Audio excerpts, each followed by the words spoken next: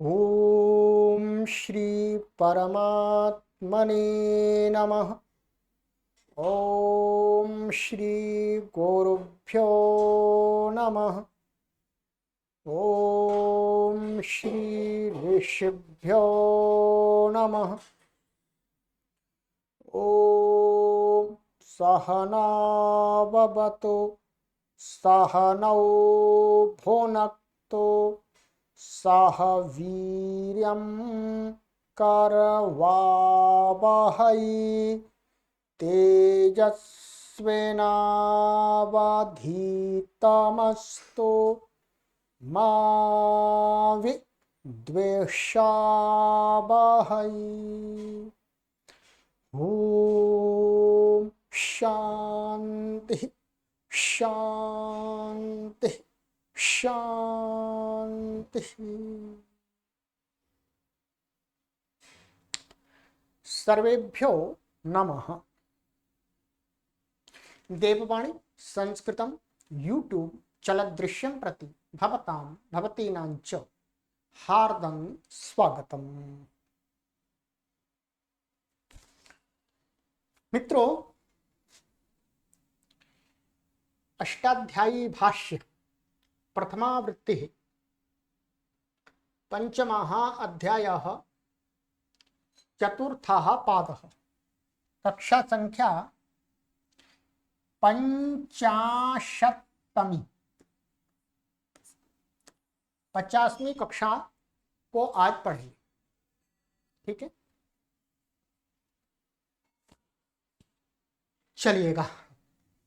अधिक जानकारी के लिए आप इन व्हाट्सएप नंबरों पर संपर्क करें और सभी पाठक वृंद से निवेदन किया जाता है, ये निःशुल्क अभियान है। संस्कृत भाषा को अधिक से अधिक लोग पढ़ें, संस्कृत भाषा की गहराई को समझें, संस्कृत भाषा की महत्ता को, उसकी सूक्ष्मता को जानें। इसके लिए ये अभियान चलाया जा रहा है और आपको कोई शुल्क देने की आवश्यकता नहीं है।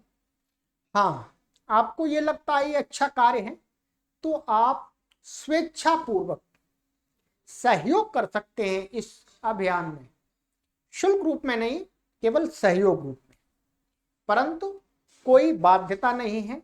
आपसे यही अपेक्षा की जाती है सभी से कि आप पहले पढ़ें, समझें। ठीक है, अभी तक हमने लगभग 5वें अध्याय का चौथा पाठ चल रहा है। प्रथम अध्याय पूरा पढ़ाया, इसका अष्टाध्यायी का द्वितीय पढ़ा दिया, तीसरा पढ़ा दिया, चौथा पढ़ा दिया। सभी की कक्षाएं YouTube चैनल पर उपलब्ध हैं, सभी के लिए प्लेलिस्ट बना दी गई है। आप सभी प्लेलिस्ट में सर्च कर सकते हैं और प्लेलिस्ट में सर्च करने में आपको कोई कठिनाई होती है तो आप अभी तक पढ़ाई गई सभी कक्षाओं के लिंक निःशुल्क इन व्हाट्सएप नंबरों पर संपर्क करके प्राप्त कर सकते हैं। शुल्क आपको कोई नहीं देना। ठीक है, चलिएगा। अब थोड़ा सा हम खड़ा होना आरंभ कर दिए हैं। प्लास्टर तो चढ़ा हुआ है परंतु अब मैं खड़े होके भी पढ़ा सकता हूँ। ठीक है, बैठ के भी पढ़ाऊंगा, खड़े होके भी पढ़ाऊंगा। चलिएगा। तो मित्रों, ये तृतीय पाद हमारा समाप्त हो गया था। इति तृतीयः पादः। अब हमारा हो रहा है आरंभ चतुर्थः पादः। ठीक है, ये भी बहुत महत्वपूर्ण पाद है, ये ध्यान रखेंगे। पांचवें अध्याय का यह चतुर्थ पाद भी बहुत ही संस्कृत व्याकरण के विषय में अत्यंत महत्वपूर्ण पाद है, इसलिए इसको भी अच्छी प्रकार से आपको समझना। इसमें कई चीज आएंगे। ठीक है, एक समासान प्रत्यय जो केवल इसी पाद में प्राप्त होते हैं और वो बहुत महत्वपूर्ण है, तो उनको भी पढ़ाया जाएगा। स्वार्थ के प्रत्यय भी इसमें मिलेंगे आपको। ठीक है, चलिएगा। सूत्र है पादशतस्य संख्यादेर्वीप्सायां मुन्लोपश्च 5 4 1। चलिएगा। पदच्छेदः पाद शतस्य षष्ठी व्यक्ति एकवचनांतम, संख्यादेः षष्ठी व्यक्ति एकवचनांतम, वीप्सायाम सप्तमी व्यक्ति एकवचनांतम, वुन प्रथमा व्यक्ति एकवचनांतम, लोपः प्रथमा व्यक्ति एकवचनांतम च अव्ययपदम। इतने सारे इसके अंदर पद हैं। 1 2 3 4 5 6 पद हैं। ठीक है, अब इसमें समास देखते हैं। समास गुरुजी बताते हैं यहाँ पर कि समासः पादश्च शतंच पादशतम तस्य पादशतस्य समाहारो द्वंद्व। तो पाद और शत शब्द का समाहार द्वंद्व समास कर दिया है, क्योंकि एक वचन में दिख रहा है, शब्द दो है। ठीक है, चलिएगा। संख्या आदिर यस्य स संख्यादि तस्मात् संख्यादेहि बहुव्रीहि। ये बहुव्रीहि, ये कह रहे हैं संख्या बोधक शब्द आदि में है, जिसके वो हो गया संख्यादि, तस्मात् संख्यादि। तो ये वास्तव में विशेष्य है और ये संख्यादि ये इसका विशेषण बनेगा। ठीक है, तो बहुव्रीहि समास हो गया। अनुवृत्ति इसमें आ रही है आपकी तद्दिताः न्याप्रातिपदिकात् प्रत्ययः परस्य। इन पदों की अनुवृत्ति आ रही है। चलिएगा। अर्थः पादशतान्तस्य संख्यादेः प्रातिपदिकस्य वीप्सायां गम्यमानायां वुन् प्रत्ययो भवति।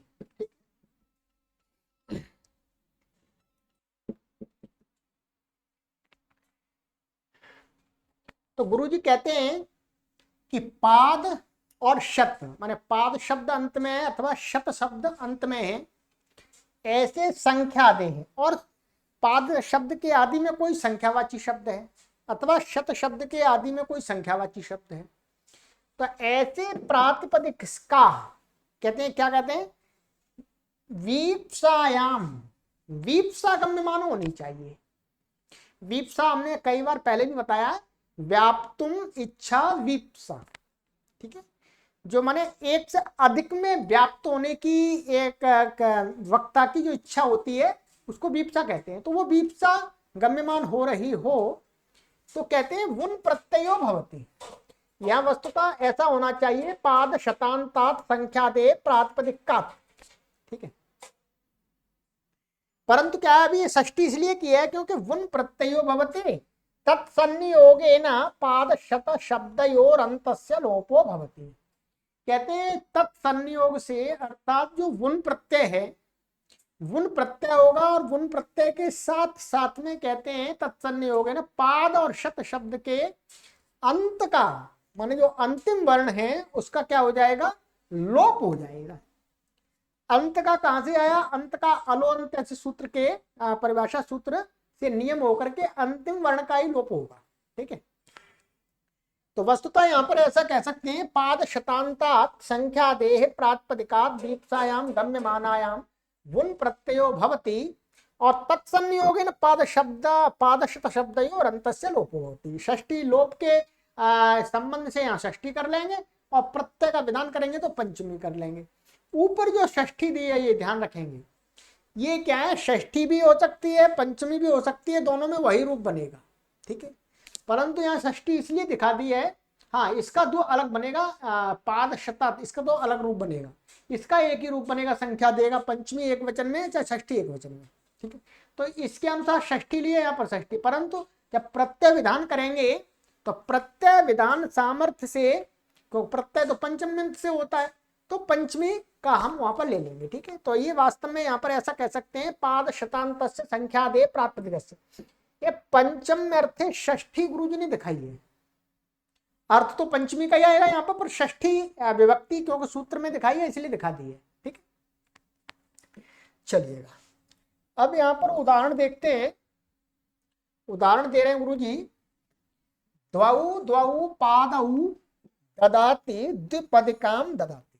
ठीक है, अब देखिए वीप्सा में क्या होता है, कोई जो शब्द होता है उसको दो बार उच्चारण करते हैं, जैसे एकम एकम प्रति प्रत्येकम, तो मैं जहां पर विविप्सा होती है तो विविप्सा कहने की जैसी इच्छा होती है वैसे वक्ता के मुख से उस शब्द का माने जिस अर्थ की विविप्सा होती है उसको कहने वाला जो वाचक शब्द है उसका 2 बार उच्चारण हो जाता है।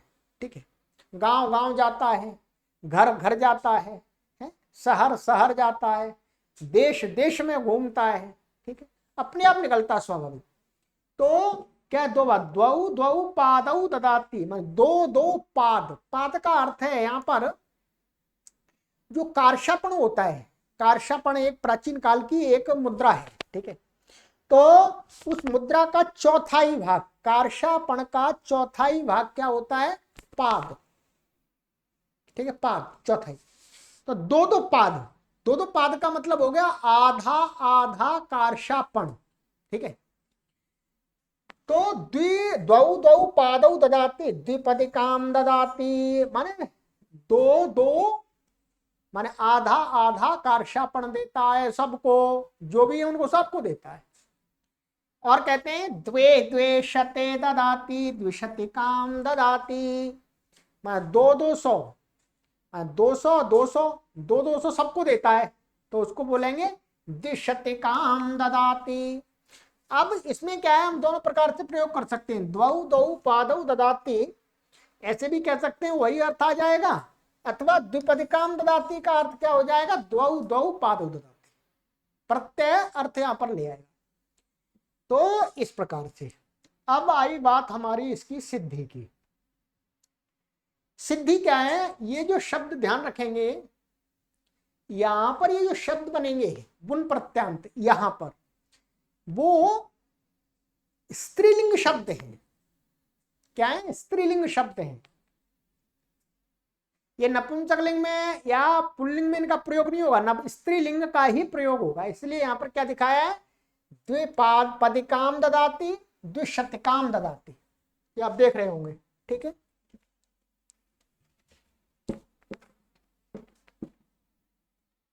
चलिए अब यहां पर क्या करेंगे, यहां गुरुजी ने नीचे दिखा दिया है पूरा, नीचे देख लेते हैं। ठीक है, ये द्वि औ पाद औ, ये हमने कर लिया इसका अलौकिक विग्रह। ठीक है, क्या कर लिया? अलौकिक विग्रह। अब यहां पर क्या करेंगे? तद्दितार्थोत्तर पद समाहारे च, दूसरे अध्याय के दूसरे प्रथम पाद का 50वां सूत्र। इससे क्या है? तद्दित प्रत्यय के विषय में यहां पर समास हो जाए, क्यों? तद्दित प्रत्यय आ रहा है गुण, इससे क्या समास होकर के बन जाएगा द्विपाद, और इस सूत्र से प्रत्यय हो जाएगा पाद शता से संख्या दे गुणलोपश्च। और क्या हो जाएगा? साथ में पाद के आकार का लोप भी हो जाएगा लोअंतस्य के सहयोग से। ठीक है, तो अका लोप होकर के क्या बन जाए? द्विपाद और बुन। ठीक है, बुन का क्या रहा? न की संज्ञा हो जाएगी हलंत्यम तस्य लोपः, यस्मात् प्रत्यय विधिस्तदादि प्रत्यय अंगम, और अंग से अंग के अधिकार में युवोर नाकौ, युवोर नाकौ से इसको क्या हो जाएगा? अक हो जाएगा। हु को क्या होगा जी? अक। ठीक है, अक हो गया। यह यच्ची भम भसंज्ञा हो जाएगी, भसंज्ञा होने से क्या हो जाएगा? भ के अधिकार में, भस्य के अधिकार में पादः पथ, माने भसंज्ञकस्य पाद पादंगस्य पत आदेशो भवति। तो क्या है? ये भसंज्ञा हो गई, यहां पर भसंज्ञा हो गई, तो जो पाद है उसको ही क्या हो जाएगा? पत आदेश हो जाएगा। दकारांत है, पत आदेश में पद का अर्थ वास्तव में पद है, माने पद आदेश होता है। ठीक है, तो पद आदेश होकर के केवल पाद को ही होगा, ध्यान रखेंगे। जितने शब्द को कोई आदेश कहा जाता है उतने को ही होता है। तो पाद शब्द को यहां पर कहा है तो पाद को ही होगा, द्विसहित को नहीं होगा, ध्यान रखेंगे। ये परिभाषाएं आगे आगे आपको पढ़ाई जाएंगी तो उसमें ये आपको बताया जाएगा। तो पाद को पद हो गया तो क्या बन गया? द्विपद और अक। अब मैंने आपको ये बताया कि स्त्रीलिंग शब्द है। क्या था शब्द? स्त्रीलिंग। इसका स्त्रीलिंग का ही प्रयोग है, पुल्लिंग का और नपुंसकलिंग का प्रयोग है ही नहीं। ठीक है, इसलिए स्त्रीलिंग के विवक्षा होने के कारण से क्या आजादी तष्टाप से टाप आ गया, टाप का ये आवचा। अब यहां पर क्या है? प्रत्यय प्रत्ययस्थात का पूर्वस्यात् इदाप्त सुपः, ये सूत्र पहले भी पढ़ाया मैंने आपको बहुत बार, 7-3-44, ठीक है। प्रत्ययस्थात का पूर्वस्यात् इदाप्त सुपः, प्रत्यय में स्थित जो ककार, उससे पूर्व में जो आकार, उस आकार को इकार होता है टाप के परे रहते, टाप परे।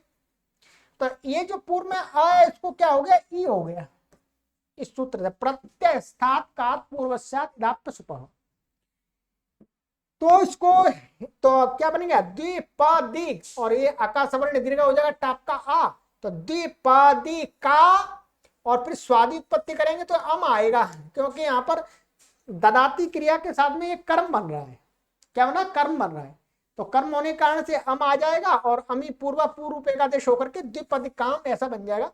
पाद का अर्थ होता है कार्षापण का चतुर्थ भाग, कार्षापण मुद्रा, ये एक मुद्रा है, तो इसकी पूरी जानकारी आपको मिलेगी पाणिनीय कालीन भारतवर्ष पुस्तक में, ठीक है। 2-2 पाद देता है, माने आधा आधा कार्षापण, जो एक कार्षापण में 4 पाद हो गए और 2-2 दे रहा है तो आधा आधा हो गया। ऐसे ही द्विशत काम ददाती, यहां पर भी बिल्कुल शब्द, यहां पर ये नहीं लगेगा, शत का शत में ये वाला सूत्र नहीं लगेगा, बाकी सारा यही हो जाएगी प्रक्रिया, ठीक है। तो द्विशत काम ददाती, 2-200 देता है, बन गया, ठीक। इसका प्रयोग आप पंचतंत्र के अंदर अथवा जो संस्कृत साहित्य है, इस प्रकार के शब्दों का बहुत प्रयोग देखेंगे, तब आपको वहां पर प्रयोग देख करके इसके अर्थ को समझना है कि इसका अर्थ वास्तव में ये होता है। नहीं तो यदि आपको ये सूत्र आपको ज्ञात नहीं है तो विप्सा अर्थ नहीं ले पाएंगे। आप कहेंगे द्विपद काम ददाती माने 2 पाद देता है, पर 2 पाद नहीं, 2 पाद देता है, ये अर्थ निकल के आता है, ठीक है। चलिएगा, ये हो गया। अब है हमारा आगे, यहां से पाद शतस्य संख्या देर गुण लोपश्च की अनुवृत्ति हमारी दूसरे सूत्र तक जाएगी बस, ठीक है। चलिए,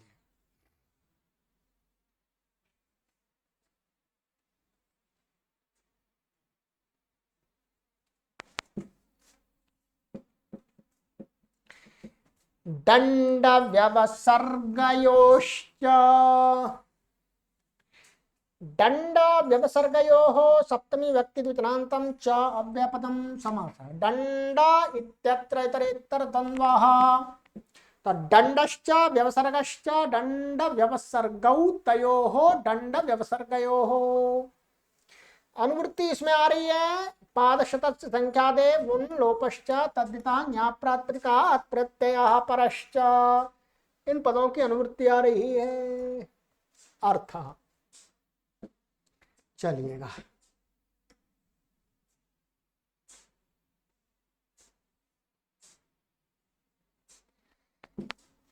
दंड व्यवसर्गयोरवगम्यमानयोः पाद शतान्तस्य संख्या देह प्रातिपदिकस्य गुण प्रत्ययो भवति अंतलोपश्च। कहते हैं दंड, दंड माने पनिशमेंट, अथवा व्यवसर्ग, व्यवसर्ग का अर्थ है यहाँ पर दान। यदि दंड अथवा व्यवसर्ग की प्रतीति हो रही हो तो कहते हैं पाद शब्दांत में और शत शब्दांत में संख्या पूर्व में, तो ऐसे प्रत्यय को विन प्रत्यय हो जाएगा और अंतलोप हो जाएगा। ऊपर वाले सूत्र में क्या था, वीप्सा थी, यहाँ वीप्सा न होने पर भी यदि दंड की प्रतीति होती है या दान की प्रतीति होती है तो भी उन प्रत्यय और अंत का लोप हो जाएगा, ठीक है। उदाहरण बिल्कुल वैसे ही बनेंगे आपके, दंडे द्वौ, यहाँ व्यवसर्गो, विप्सा नहीं होगी इसलिए एक ही बार प्रयोग होगा, द्वौ पादौ दंडितः, 2 पाद दंड दिया गया है जिसको, तो द्विपदिकाम दंडितः द्विशतिकाम दंडितः, ठीक है।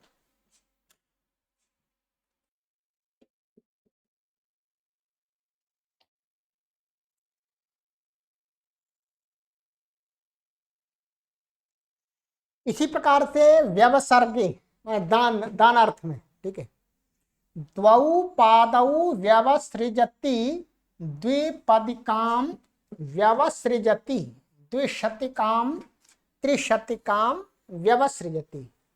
व्यवसृजति का अर्थ है यहां पर देता है, ठीक है। तो दो पाद माने आधा कार्शापण देता है, इसका अर्थ ये, ठीक है। कोई व्यक्ति है किसी को आधा कार्शापण देता है तो भी क्या बोलेंगे, द्विपदिकाम। वो द्विपदिकाम बीपसा अर्थ भी निकल सकता है, यहां पर ध्यान रखेंगे, पर क्रियापद बता देगा यहां पर कि बीपसा है कि नहीं है, ठीक है। तो ये हो गया। ऐसे ही आपका द्विपदिकाम सिद्धि बिल्कुल वैसे ही बनेगी। दंडिताः माने एषाः चौराः द्विपदिकाम दंडितः, माने इस चोर को दो पाद का दंड दिया गया, ये अर्थ आएगा। तो इसके लिए ये क्या है, वास्तव में कर्म बनता है, इसलिए इसमें द्वितीय व्यक्ति हो रही है। ये दंडिताः, ये तो जिसको दंडित किया गया है उसका विशेषण बन रहा है, ठीक है। चलिएगा, सिद्धि में और कुछ भी विशेष नहीं है, सिद्धि पहले के समान है। अब है हमारा आगे का सूत्र है स्थूलादिभ्यः प्रकार वचने कन्। स्थूलादिभ्यः पंचमी व्यक्ति बहुवचनांतम, प्रकार वचने सप्तमी व्यक्ति एकवचनांतम, कन् प्रथमा व्यक्ति एकवचनांतम। समासः स्थूल आदिरेषां ते स्थूलादयः तेभ्यः स्थूलादिभ्यः। स्थूलादि गण है, उसके अंदर शब्द पड़े हैं, वो स्थूलादि शब्द हो गए, बहुव्रीहि समास हो गया है। अनुवृत्ति तद्धिताः न्याप्रातिपदिकात् प्रत्ययः परश्च, इन पदों की अनुवृत्ति है, ठीक है। अर्थः प्रकार वचने द्योत्ये स्थूलादिभ्यः प्रातिपदिकेभ्यः कन् प्रत्ययो भवति। कहते हैं प्रकार वचने, प्रकार वचन पहले भी आया था, तो प्रकार वचन का अर्थ है सदृशता गम्यमान हो रही हो, समानता गम्यमान हो रही हो, ठीक है। तो द्योतित होने पर स्थूलादि शब्दों से कन प्रत्यय हो जाता है, ठीक है। स्थूल प्रकारः स्थूलकः, माने स्थूल के समान, मोटे के समान जो है उसको बोलेंगे स्थूलकः, कन प्रत्यय हो गया। स्थूल और टा और कन प्रत्यय होकर के लुक आदि होकर के स्थूलका बन गया। स्थूलका माने मोटे के समान। अणु का, अणु के समान, अणु माने छोटा है, उसके समान जो छोटा है उसको अणु का बोलेंगे। ऐसे माश का, माश एक परिमाण है, उसके समान परिमाण वाला जो है उसको बोलेंगे माश का, ठीक है। तो कन प्रत्यय हो गया, कन का बचा और कुछ नहीं है। गुरुजी ने हिंदी में अर्थ भी लिख दिया इसका, स्थूल के समान बलवान माने कोई स्थूल अच्छा पहलवान जैसा, उसके समान जो दूसरा बलवान है उसको बोलेंगे स्थूल का। अणु का, अणु माने व्रीहि विशेष, एक व्रीहि विशेष को अणु कहा गया है, वो छोटी होती है, उसके समान जो भी और कुछ है उसको बोलेंगे छोटा, माने अणु, अणु का। ऐसे माश का, माश के समान मोटे मूंग आदि। तो यहाँ पर माश इन्होंने एक परिमाण का बोधक भी है। एक माश माने जो उड़द होता है, उड़द के दाने के समान बड़े बड़े दाने वाली जो मूंग, उसको क्या बोलेंगे माशक, ठीक है। क्योंकि उड़द का दाना थोड़ा बड़ा होता है, उड़द की दाल का दाना, और जो मूंग की दाल का दाना थोड़ा छोटा होता है। परंतु कुछ मूंग ऐसी भी होती है बड़ी, बड़े दाने वाली उड़द के समान, तो उसको बोलेंगे माशका। तो समझ जाएंगे ये बड़े उड़द के सब बड़े आकार वाली मूंग है। चलिए, सिद्धि में कुछ भी यहां पर भी विशेष नहीं है। चलिए, अनत्यंत गतौ कतात, अनत्यंत गतौ सप्तमी व्यक्ति योजनांतम, कतात पंचमी व्यक्ति योजनांतम, समासः। अनत्यंत इत्यत्र नहीं तत्पुरुषः, ठीक है। तो ना ऐसे करेंगे, पहले तो न अत्यंत गति ही अनत्यंत गति ही तस्याम अनत्यंत गतौ, नहीं तत्पुरुष समास हो गया, ठीक है।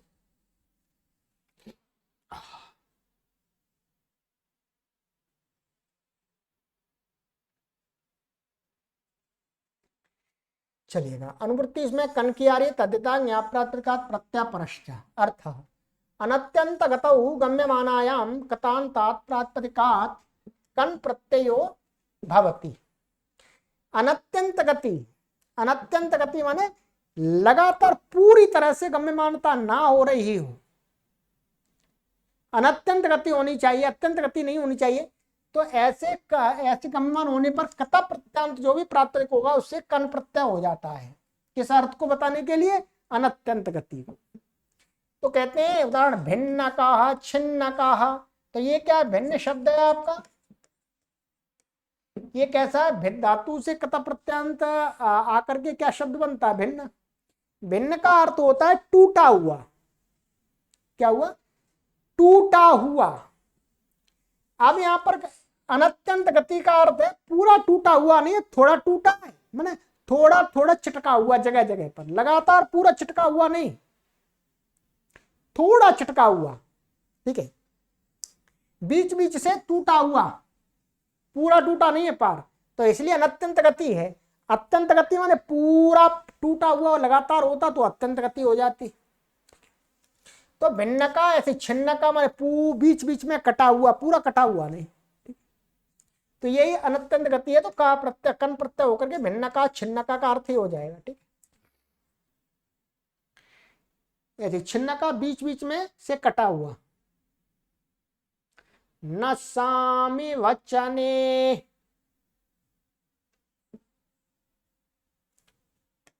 न अव्यपदम सामी वचने सप्तमी व्यक्ति वचनांतम अनुवृत्ति कतात कान तद्दिता ज्ञाप्रात्मिकात् प्रत्यय परश्च अर्थ सामी वचन उपपदे कतांतात प्रात्मिकात् कन प्रत्ययो न भवति। कहते हैं सामी, सामी शब्द का यह अव्यय है। सामी का मन आधा, सामी का अर्थ होता है हाफ।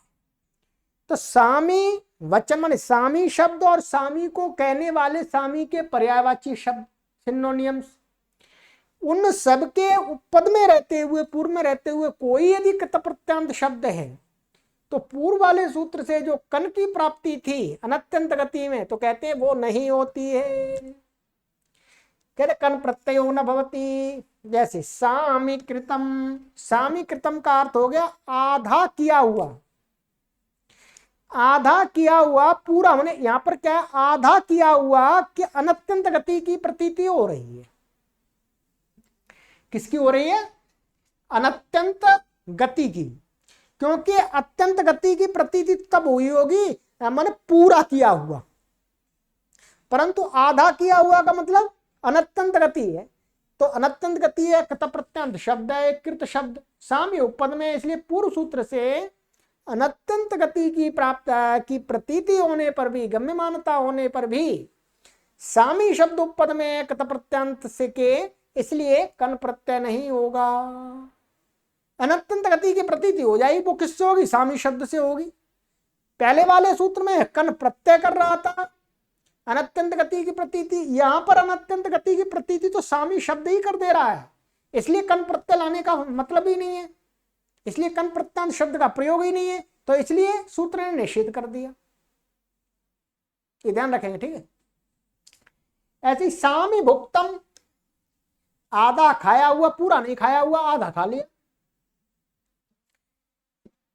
वचन ग्रहणात् पर्यायेभ्योपि, यहां पर सूत्र में वचन पढ़ दिया है, तो वचन माने सामी के वचन, सामी माने आधे को कहने वाले शब्द, सामी भी हो सकता है, सामी से दूसरा भी हो सकता है, वचन पहने से ही हो गया, तो उसके पर्यायवाचियों का भी ग्रहण हो जाता। अर्धकृतम नेमकृतम, अर्ध का भी अर्थ हाफ होता है, आधा होता है, और नेम का भी अर्थ आधा होता है, ये तो पहले बता दिया। तो ये यहाँ पर अर्ध और कृत शब्द से होगा, ठीक है।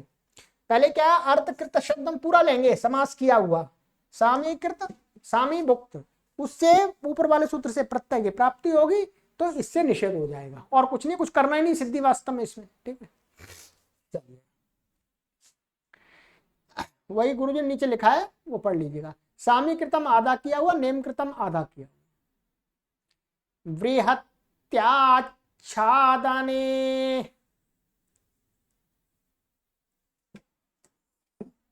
बृहत्याः पंचमी व्यक्ति एकवचनान्तम आच्छादने सप्तमी व्यक्ति एकवचनान्तम अनुवृत्ति कन तद्दिता ज्ञाप्रात्मिकात् प्रत्यय परश्च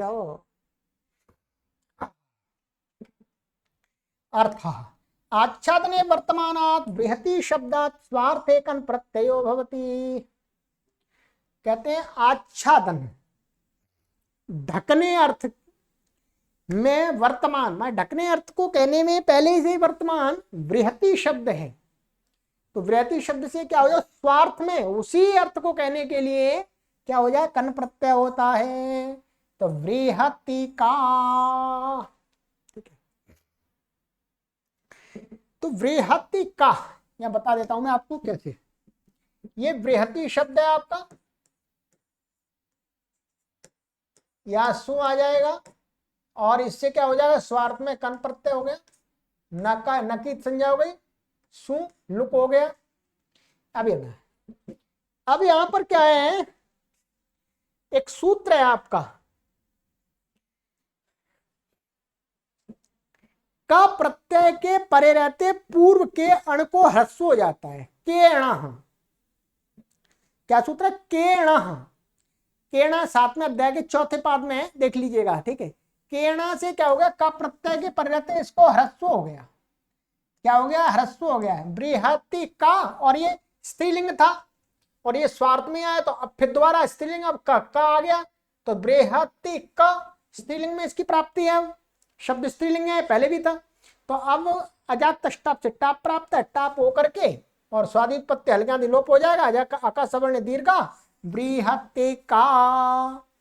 तो बृहति का माने बड़ी, उत्तम है। ये वास्तव में बृहतिका का शब्द इसके लिए प्रयोग होता है जो स्त्रियों की ओढ़नी होती है, जो चुनरिया होती है, जो राजस्थान की जो महिलाएं हैं उनकी चुनरिया आपने देखी होगी, ओढ़नी बहुत लंबी होती है। ठीक है, तो उसके लिए उत्तरीय वस्त्र, और किसका उत्तरीय वस्त्र, स्त्रियों की ओढ़नी को बोलते हैं। ठीक है, तो बृहतिका चलिएगा, ये हो गया आपका। हाँ, आज तो खड़ा होकर पढ़ाई दिया मैंने पूरा आपको। अषडक्षाशितं ग्वलं कर्मालं पुरुषाध्युत्तर पदात् खः।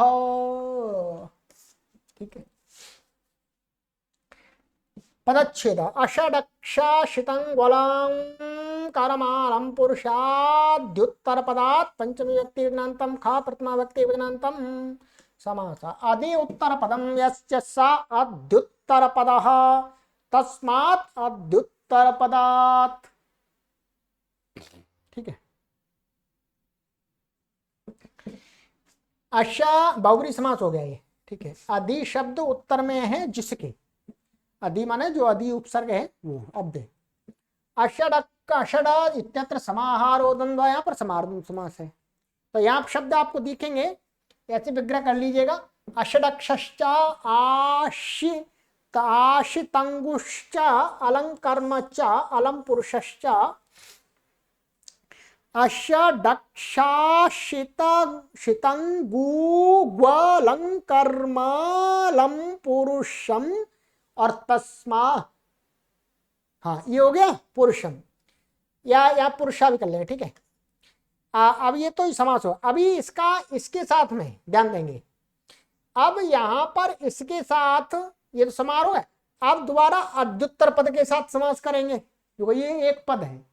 तो अषडक्षाशितं ग्वलं कर्मालं पुरुषम च अध्युत्तर पदम च अषडक्षाशितं कर्मालं पुरुषाध्युत्तर पदम और तस्मात् पदात्।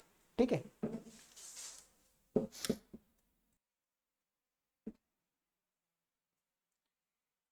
तो ये हो गया समाहार। ठीक है, ये ध्यान रखेंगे, यहां पर एक समास दिया नहीं है वास्तव में, इसका तो दे दिया है, इसके साथ में हमें इस अध्युत्तर पद शब्द का भी समास करना है। ठीक है, इन दोनों को मिलाकर के एक पद बनाना है, इसलिए फिर दोबारा भी समाहार द्वंद्व समास होगा। ठीक है, अनुवृत्तीय तद्यता ज्ञाप्रातिपदिकात् प्रत्यय परश्चम अर्थ अषडक्ष आशितंगु अलंकर्मन् अलम पुरुष इत्येतेभ्यः प्रातिपदिकेभ्यो द्युत्तर पदात् च प्रातिपदिकात् स्वार्थे ख प्रत्ययो भवति। ठीक है,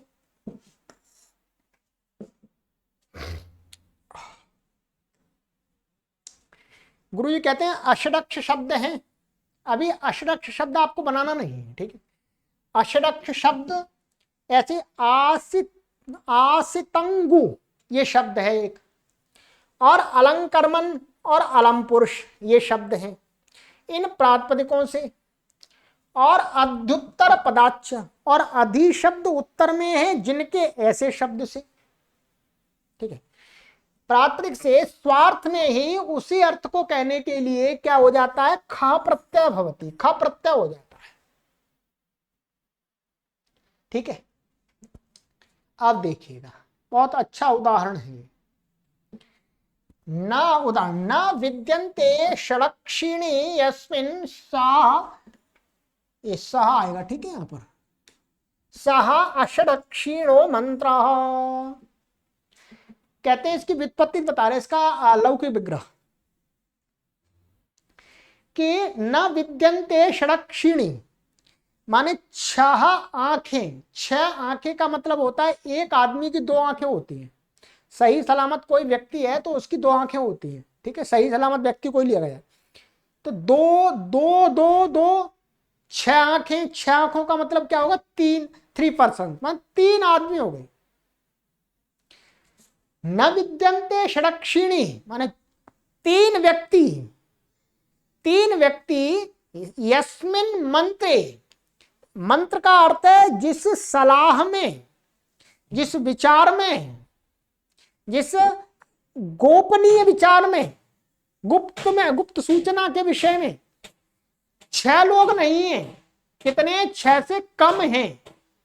माने 6 आंख का मतलब क्या माना जाता है, ऐसा माना जाता है कि 2 व्यक्तियों के बीच में कहीं कहीं कोई किया गया विचार खुलने की संभावना कम होती है, परंतु 2 से अधिक व्यक्तियों के बीच में की गई कोई भी विचार, गोपनीय विचारता है, वो खुल जाती है, उसका लोग उसमें कुछ तीसरा व्यक्ति बता सकता है।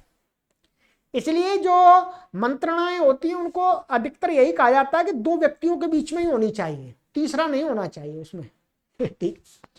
तो यस्मिन मंत्रे, यस्मिन मंत्र माने जिस भी गोपनीय बात के विषय में 6 लोग, 3 लोग नहीं है, केवल 2 ही हैं, तो उस मंत्र को, उस गोपनीय विचार को क्या बोलेंगे, अषडक्षिणो मंत्र। अषडक्षिणो मंत्र का अर्थ हो गया इसमें 3 व्यक्ति नहीं है, इसमें केवल 2 ही हैं, ठीक है।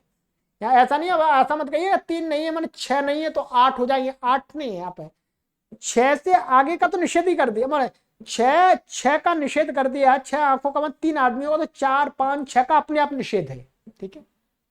इसका मतलब 2 व्यक्ति चाहिए। तो ये मंत्र ऐसा है इसमें 3 लोग नहीं है, 2 लोगों का माने गोपनीय विचार है, उन्हीं के बीच में जाता हूं, दोनों को, 2 के अलावा किसी तीसरे को पता नहीं है, जात नहीं है।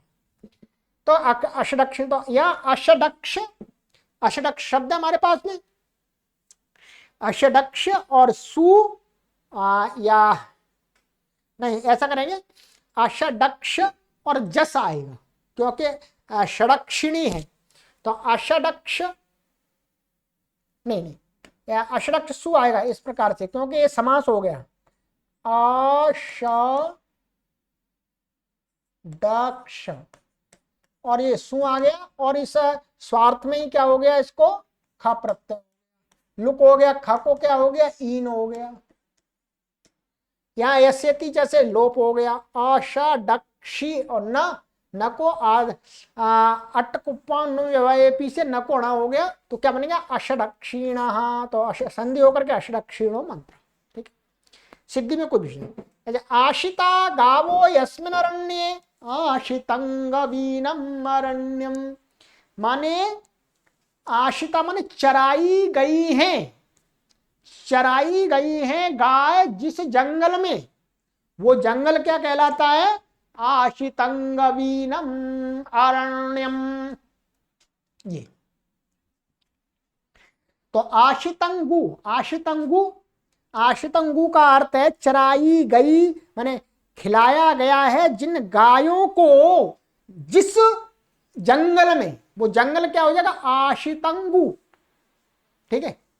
और उसी आशितंगु शब्द का अर्थ वास्तव में जंगल ही है, माने परंतु वो शब्द अर्थ नहीं दे पा रहा, इसलिए उस शब्द में ख प्रत्यय लगा करके वो बहुव्रीहि का अर्थ देने में समर्थ हो पा रहा है, इसलिए स्वार्थ में ख प्रत्यय करना पड़ रहा है।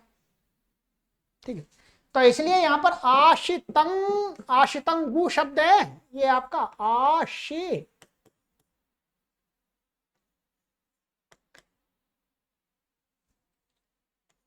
गु था ये, और यहां सु आ जाएगा और ये ख हो गया, खा खा को क्या हो जाएगा, ईन हो जाएगा आपका, आईने ही फट कचकाम प्रत्यादीनाम, सु का लोप हो गया, और यहाँ पर भसंज्ञा हो जाएगी अच्छी भम, और भस्य के अधिकार में और गुण हो, और गुणा से इसको क्या हो गया, गुण हो गया। ठीक है, गुण हो गया, और एचो यवा यावह से अब आदेश होकर के क्या होने आशितंगवीन, और नपुंसकलिंग अरण्यम, इसलिए आस्तंगवीनम। अब यहाँ पर ये जो कर दिया, ये परसवर्ण कर दिया, इस अनुस्वार को परसवर्ण कर दिया है, और कुछ नहीं।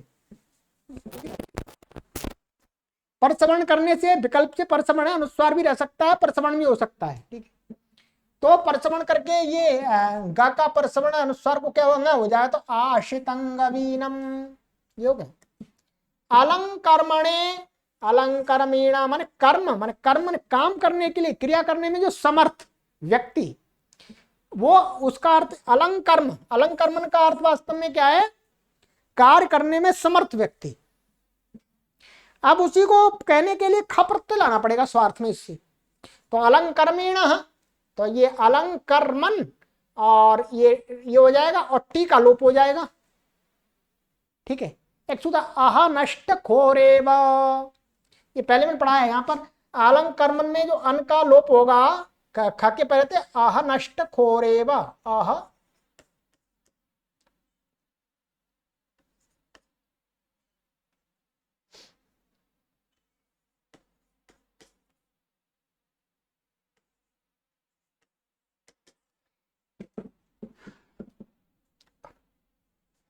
इससे क्या हो जाएगा, लोप हो, छठवें अध्याय के चौथे पाद का अनष्ट खोरे में टी का लोप हो जाएगा, ख प्रत्यय पर रहते ही लोप होगा, तो टी का लोप होकर के और अणत्व आदि होकर के अलंकर्मीण बन जाएगा। ठीक है, ऐसे अलम पुरुषाय, पुरुषाय माने पुरुषार्थ करने के लिए जो समर्थ है, तो वो क्या कहलाएगा, अलम पुरुषीण। अद्युत्तर पदार्थ, अद्युत्तर पदार्थ का बताते हैं, राजाधीन। ठीक है, राजाधीन, तो क्या है, राजनी अधि, तो राजाधि, ये शब्द ले लिया हमने यहां पर, क्या ले लिया,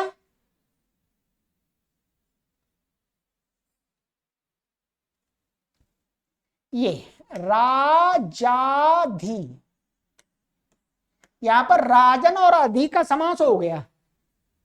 ठीक है, राजन और अधि का समास होकर के राजाधि बन गया, अधि उत्तर पद में आ गया, तो इससे ही स्वार्थ में राजाधि का अर्थ होता है वास्तव में राजा के अधीन,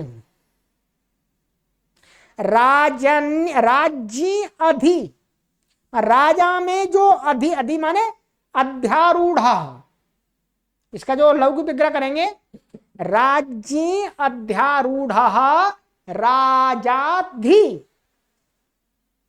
ठीक है,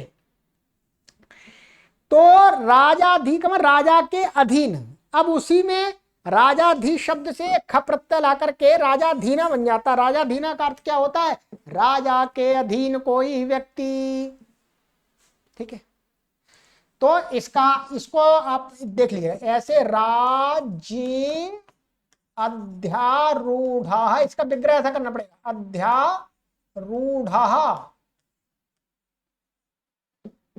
राज्य अध्यारूढ़ राजाधि।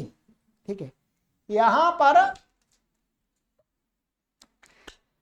उसका अधि उपसर्ग का समास हो जाएगा। ठीक है, और समास होकर के ये इस प्रकार से बनेगा राजाधि, तो फिर ख प्रत्यय होकर के यस्यति जैसे इकार का लोप हो जाएगा, इन जुड़ जाए तो राजाधीना बन जाएगा। ठीक, चलिएगा, तो आज की कक्षा में इतना ही करते हैं। ठीक है, और कोई शंका है, प्रश्न है, यदि आप पीछे से क्रम से पढ़ते आ रहे हैं तो इसके लिए हमने एक व्यवस्था बनाई हुई है कि आप अपनी शंकाओं को अपने नाम के साथ में किसी ब्लैंक पेपर पर साफ साफ लिख करके हमें देववाणी संस्कृतम के इस व्हाट्सएप नंबर पर भेज दीजिएगा, इस वाले व्हाट्सएप नंबर पर भेज दीजिएगा। हम आपकी शंका का समाधान लाइव कक्षा के माध्यम से कर देते हैं और आपको उस कक्षा का लिंक दे देते हैं। आप उसको वीडियो को कभी भी देख सकते हैं। तो आपके प्रश्न से और भी अनेक हजारों पाठकों को लाभ मिलता है। ठीक है, तो कोई शंका है आपकी तो इस व्हाट्सएप पर हमें साफ साफ स्पष्ट लिख करके भेजिएगा। और आपको यह भी हमें प्रतीत होना चाहिए कि आपने जो शंका लिखी है वो वास्तव में आप उस शंका का समाधान समझ भी सकते हैं अथवा वैसे ही लिख दिए। ठीक है, पीछे सभी कक्षाओं को पढ़ के आ रहे हैं, तब आप शंका कर रहे हैं, तभी आपको शंका का समाधान समझ में आएगा। यदि आपने इसी कक्षा को पढ़ करके केवल शंका कर दी, फिर आपको मैं समझाऊंगा तो भी समझ में नहीं आएगा। ये ध्यान रखेंगे। चलिएगा, तो आगे की कक्षा के साथ मिलते हैं मित्रों। सर्वेभ्यो नमः।